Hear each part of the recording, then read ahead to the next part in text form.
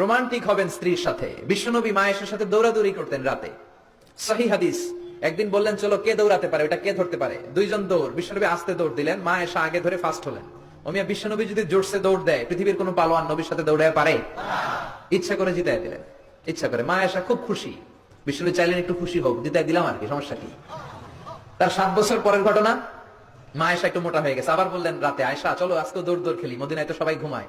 মা এসা মহা খুশি, ভাবছে ওই দিন হারাইছে আজকে হারাবে। বিষ্ণুনবী মনে মনে বলে আজকে নো চান্স, আজকে চান্স দিব না।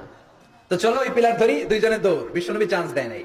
সাহাবারা বলতেন বিশ্বনবী যদি ঘোড়া হাঁকাতেন, জোরে ঘোড়া হাঁকালে 1-2 মিনিটের ব্যবধানে সাহাবারা বলতেন আমাদের ঘোড়াগুলো পিছনে থাকতো, সামনে দেখতাম আমরা শুধু ধোঁয়া আর ধোঁয়া। বিশ্বনবী ওনার ঘোড়া নিয়ে যে কয় মাইল সামনে চলে গেছে আমরা নিজেরাও জানি না। কি পালোয়ান! মক্কার সবচেয়ে বড় কুস্তিগিরকে 3টা আসার মেরেছিলেন উনি। ওনার এক হাতে ছিল জান্নাতি 40 জনের শক্তি, পড়েন সুবহানাল্লাহ।